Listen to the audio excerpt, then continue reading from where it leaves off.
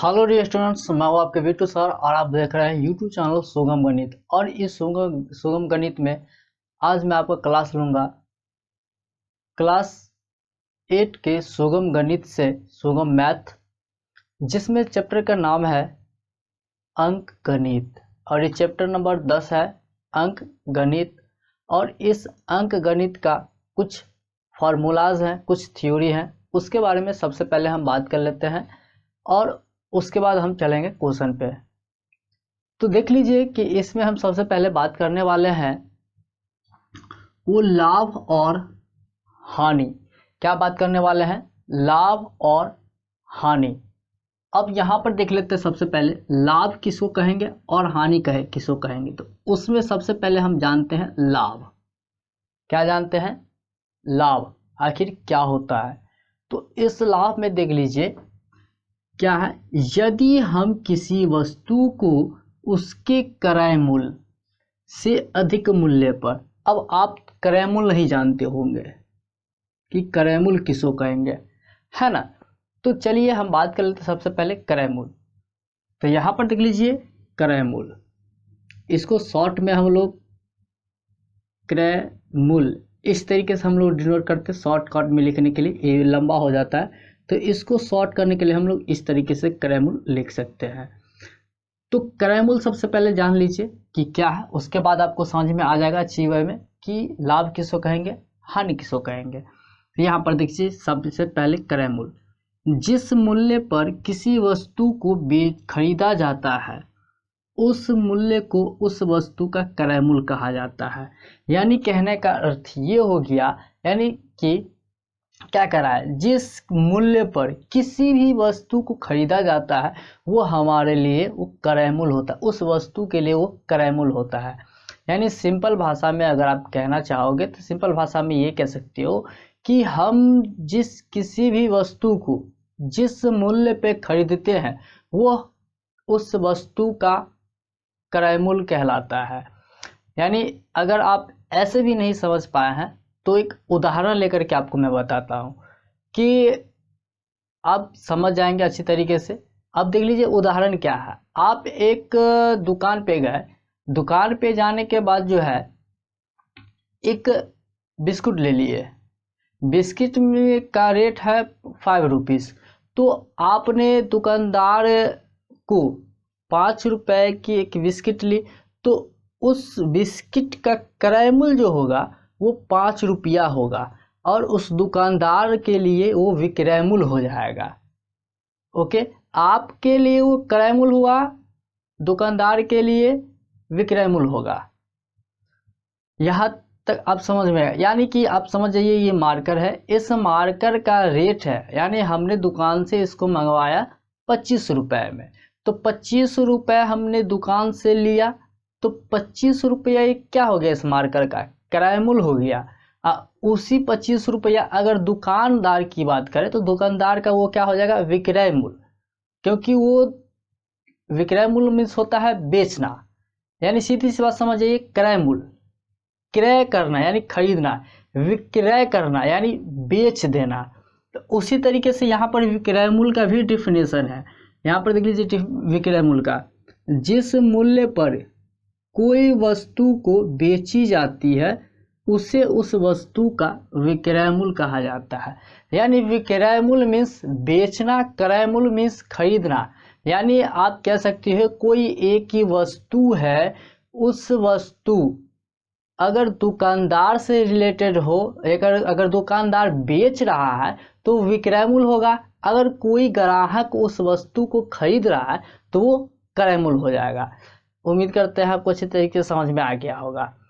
अब यहाँ पर देख लीजिए, आप क्रय मूल्य विक्रय मूल्य समझ गए, तो अब यहाँ पे लाभ देख लीजिए क्या है। यदि हम किसी वस्तु को उसके क्रय मूल्य पे यानी कि जितना रेट है उस पर अगर खरीदते हैं, उससे अधिक मूल्य पर बेचते हैं, तो उस वस्तु का लाभ होता है। यानी कहने का अर्थ ये हो गया कि अगर हमने क्या करते हैं कि इस मार्कर का हमने दुकान से खरीद के लाया 25 रुपया में, और 25 रुपया में खरीद के लाने पर हम किसी दूसरे के हाथ से जो है इसको 30 रुपया में हमने बेच दिया, यानी इसका क्रय मूल्य कितना था 25 रुपया, लेकिन हमने बेच दिया इसको 30 रुपया में। तो ये हमारा ये लाभ होगा, बीच में लाभ क्या होगा 5 रुपया, यानी कि हमने 25 रुपया इसका लागत लगा है, हमारे इसका 25 रुपया का लागत है, लेकिन बेचे यानी खरीदे 25 रुपया में, बेचे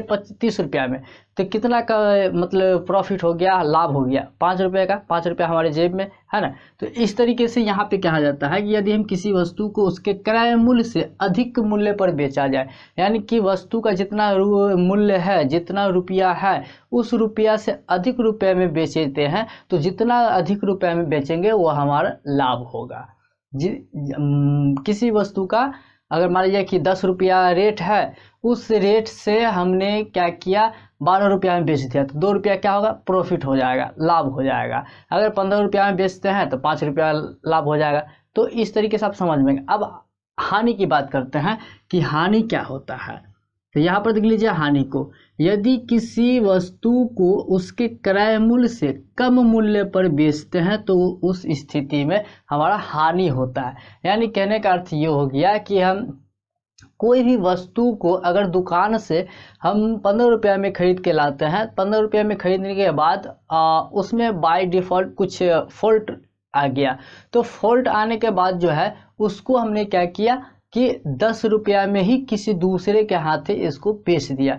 तो यानी कि देखिए 15 रुपया में खरीद के लाए थे, लेकिन प्रोडक्ट में डिफ़ॉल्ट होने के कारण जो है उसको हमने 10 रुपया में ही बेचना पड़ा, तो हमको जेब से कितना लगाना पड़ा 5 रुपया देना पड़ा एक्स्ट्रा, तो वो 5 रुपया हमारा हानि होता है। यानी कि वस्तु के रेट का जितना रुपया होगा उससे जितना कम में बेचेंगे वो हमारा हानि होगा, और जितना अधिक में बेचेंगे वो लाभ होगा। यानी कि सीधी सी बात समझिए कि एक फिक्स रेट होता है, उस फिक्स रेट से अगर अधिक में बेचते हैं तो वो लाभ होगा, और अगर उस फिक्स रेट से अगर कम में बेचते हैं तो हानि होगा, लॉस होगा। तो आपने जान गए प्रॉफिट एंड लॉस, यानी लाभ हानि क्रय मूल्य और विक्रय मूल्य आपने जान गए। अब यहाँ पर एक पॉइंट है छोटी सी, उसकी बात कर लेते हैं, क्या है जो कि बहुत जरूरी है। किसी व्यक्ति या वस्तु के सापेक्ष क्रय मूल्य तथा विक्रय मूल्य की स्थिति बदल जाती है। यानी कि ये इसके बारे में हम पहले आपको बता दिए हैं, लेकिन यहाँ पे नहीं बताया है। देख लीजिए क्या चीज़ इसमें क्या होता है कि जिस तरीके से क्या है किसी व्यक्ति या वस्तु का सापेक्ष क्रय मूल्य विक्रय मूल्य बदल जाता है, व्यक्ति हो या वस्तु हो उसकी सापेक्ष के अकॉर्डिंग जो है क्रय मूल्य विक्रय मूल्य बदल जाता है। यानी मान लिया जाए कि ये मार्कर है, इस मार्कर को अगर दुकानदार बेच रहा है तो दुकानदार के लिए विक्रय मूल्य हो जाएगा। हम इसको परचेज कर रहे हैं यानी खरीद रहे हैं तो ये हमारे लिए क्रय मूल्य हो जाएगा। उसी स्थान पे अगर हम दुकानदार हो गए, इसको बेच रहे हैं तो हमारे लिए विक्रय मूल्य हो जाएगा, और जो इसको खरीदेगा उसके लिए क्रय मूल्य हो जाएगा। तो आपने समझ गया किसी भी व्यक्ति या वस्तु के सापेक्ष के अकॉर्डिंग उसके विक्रय मूल्य क्रय मूल्य क्या होता है, बदलती रहती है, बदलते रहता है, चेंज होते रहता है। ओके, अब यहाँ पे एक नोट है, उसके बारे में थोड़ा बात करते हैं। किसी वस्तु का क्रय मूल्य या विक्रय मूल्य व्यक्ति के सापेक्ष निर्धारित होता है। यानी कि किसी भी वस्तु का जो विक्रय मूल्य होगा और क्रय मूल्य होगा वो व्यक्ति के अकॉर्डिंग ही होगा। ये कोई वस्तु है, इसका विक्रय मूल्य होगा या क्रय मूल्य होगा वो व्यक्ति डिसाइड करता है। अगर बेचने वाला है तब तो उसके लिए विक्रय मूल्य हो जाएगा, यानी दुकानदार के लिए विक्रय मूल्य हो जाएगा, और ग्राहक के लिए जो खरीदने के लिए गया है दुकान पे उसके लिए क्रय मूल्य हो जाएगा। तो आपने अच्छी तरीके से ये भी जान गए। अब थोड़ा सा बात करते हैं फॉर्मूला की, जो कि बहुत ही मस्ट है इस अंक गणित के लिए, प्रॉफिट एंड लॉस निकालने के लिए बहुत ही मस्त है ये फार्मूलाज, और इस फार्मूला के बारे में थोड़ा सा जानकारी ले लेते हैं। ओके, तो देख लीजिए, लाभ की स्थिति में यानी कि जब हमें लाभ जब होता हो, प्रॉफिट होता हो, तो उस कंडीशन में हम क्या क्या निकाल सकते हैं। तो उस कंडीशन में हम निकाल सकते हैं लाभ, विक्रय मूल्य, क्रय मूल्य। यानी कि लाभ की स्थिति में हम लाभ निकाल सकते हैं, विक्रय मूल्य निकाल सकते हैं, क्रय मूल्य निकाल सकते हैं। अब कैसे निकालेंगे देख लीजिए। अगर लाभ निकालने को बोलेगा तो विक्रय मूल्य में से क्रय मूल्य घटा देंगे तो लाभ निकल जाएगा। यानी कहने का अर्थ ये हो गया कि इस मार्कर का रेट अगर मान लिया जाए कि 25 रुपया है, तो हमने दुकान से खरीद करके लाया 25 रुपया में और बेचा कितने में, 30 रुपया में। तो ये खरीद के लाया मतलब क्रय मूल्य कितना, 25 रुपया, बेचा कितने में, 30 रुपया, यानी विक्रय मूल्य 30 रुपया। तो क्या बोला गया है, विक्रय मूल्य 30 रुपया में से 25 रुपया के क्रय मूल्य घटा देंगे तो 5 रुपया हमारा क्या हो जाएगा, लाभ हो जाएगा। अब भी विक्रय मूल्य का अगर कहेगा निकालने के लिए तो हमारे पास लाभ दिया रहेगा, क्रय मूल्य दिया रहेगा, तो इस दोनों को लाभ क्रय मूल्य को जोड़ देंगे तो हमारा विक्रय मूल्य निकल जाएगा। ओके, उसके बाद हम थर्ड नंबर यानी कि क्रय मूल्य की बात कर लें। तो क्रय मूल्य अगर निकालने के लिए कहा जाए तो विक्रय मूल्य में से लाभ को घटा देंगे, विक्रय मूल्य में से लाभ को घटा देंगे, तब हमारा जा करके वो क्रय मूल्य निकल जाएगा। यानी कहने का अर्थ ये हो गया कि हमारे पास क्या रहेगा क्वेश्चन में कि विक्रय मूल्य दे दिया रहेगा। यानी कि आपसे बोला जाएगा कि हमने इतना रुपया में उसको बेच दिया, कोई भी वस्तु को। मान लीजिए कि कुछ भी, एक एग्जांपल हम आपको बताते हैं। मान लेते हैं कि 5 रुपए में कोई वस्तु को 5 रुपए में हमने क्या किया, बेच दिया। ओके, क्या किया, बेच दिया और 2 रुपए लाभ कमाया। यानी आपने समझ गया कि 5 रुपए में कोई भी वस्तु को हमने बेचा और 2 रुपए उस पर लाभ कमाया। यानी कि 5 रुपए में जब हमने बेचा तो 2 रुपया लाभ कमाया। यानी कि तो हमारा विक्रय मूल्य कितना हो जाएगा, 5 रुपया, लाभ कितना हो जाएगा, 2 रुपया। तो हमें क्रय मूल्य, तो हम पहले उस वस्तु का क्रय मूल्य यानी खरीद के कितना में लाए थे, यानी 5 रुपये में बेचे, 2 रुपया लाभ हुआ, तो खरीद के कितना में लाए थे। तो हम क्या निकालेंगे, क्रय मूल्य बराबर विक्रय मूल्य घटे लाभ। विक्रय मूल्य कितना है, 5, क्रय मूल्य लाभ कितना है, 2, इसमें से घटा देंगे 3। यानी कि किसी वस्तु को हमने 3 रुपया में खरीद करके लाए तो 5 रुपये में बेचे तो 2 रुपया लाभ हो गया। इस तरीके से हम क्रय मूल्य निकाल सकते हैं। अब थोड़ा सा बात करते हैं कि हानि की स्थिति में, ये तो था लाभ की स्थिति में, जब हमारा लाभ होगा तो हम कैसे निकालेंगे। अब मान लिया कि हानि हो गई तो फिर कैसे निकालेंगे, यानी कि तो हानि बराबर हम निकालेंगे क्रय मूल्य घटे विक्रय मूल्य। यानी जितना मैं खरीद करके लाए थे उस वस्तु को, उतना में से जितना मैं बेच दिए दूसरे व्यक्ति के हाथ, उसको घटा देंगे। यानी जितना में खरीदे थे और जितना में बेचे थे उस दोनों को घटा देंगे, हमारा हानि निकल जाएगा।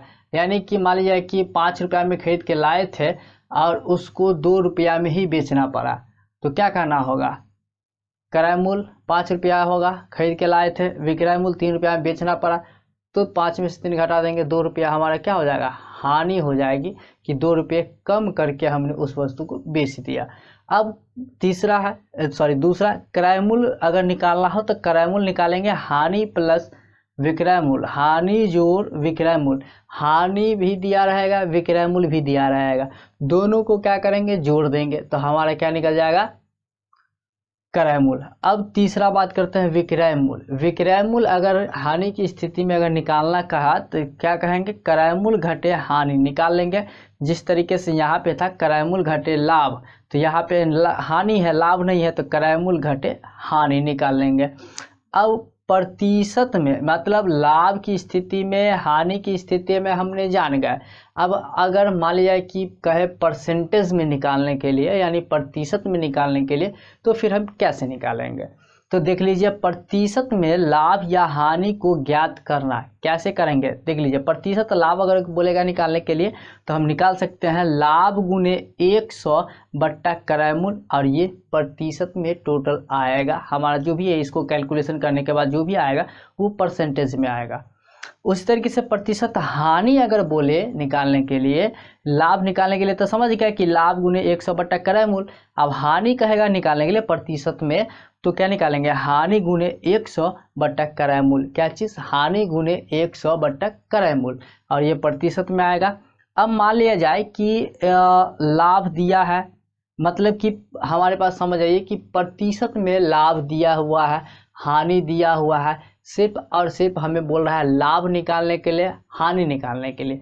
अब आप कहोगे कि सर जब हानि निकालना होगा सिंपल में या लाभ निकालना हो तब तो हम इस पे भी निकाल सकते हैं लाभ हानि, बट इस पे नहीं निकलेगा क्योंकि इसमें प्रतिशत दिया रहेगा आपके क्वेश्चन में।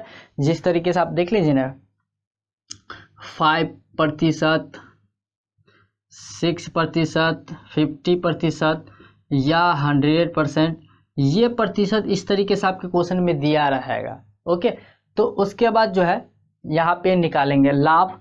अगर कहेगा निकालने के लिए तो लाभ निकालेंगे प्रतिशत लाभ गुने क्रय मूल्य बट्टा 100। क्या निकालेंगे, प्रतिशत लाभ गुने क्रय मूल्य बट्टा 100। उसी तरीके से अगर हानि बोलेगा प्रतिशत निकालने के लिए, और हाँ तो ये हमारा हानि में प्रतिशत दिया रहेगा। क्या दिया रहेगा, हानि में प्रतिशत दिया रहेगा, और इसका प्रतिशत जो है हाँ पर लाभ में दिया रहेगा। तो हानि निकालेंगे प्रतिशत हानि गुने क्रय मूल्य बट्टा 100, प्रतिशत हानि गुने क्रय मूल्य बट्टा 100। इस तरीके से हम निकाल सकते हैं। तो ये हमारा कुछ फार्मूलाज थे जिस पे टोटल क्वेश्चन बनता है। तो उम्मीद करते हैं कि आपको अच्छी तरीके से समझ में आ गया, और अगर आपको समझ में आ गया तो आप हमें कमेंट करके बता सकते हैं, और इससे आगे हम क्वेश्चन आपको बताएंगे। और हमारे चैनल को सब्सक्राइब नहीं किए हुए हैं तो सब्सक्राइब कर लीजिए और बेल आइकन को भी दबा लीजिए, ताकि इससे आगे क्वेश्चन का वीडियो जब भी लाएंगे वो आपको सबसे पहले मिल सके। तो चलिए आज के लिए थैंक यू, मिलते हैं अगले वीडियो में।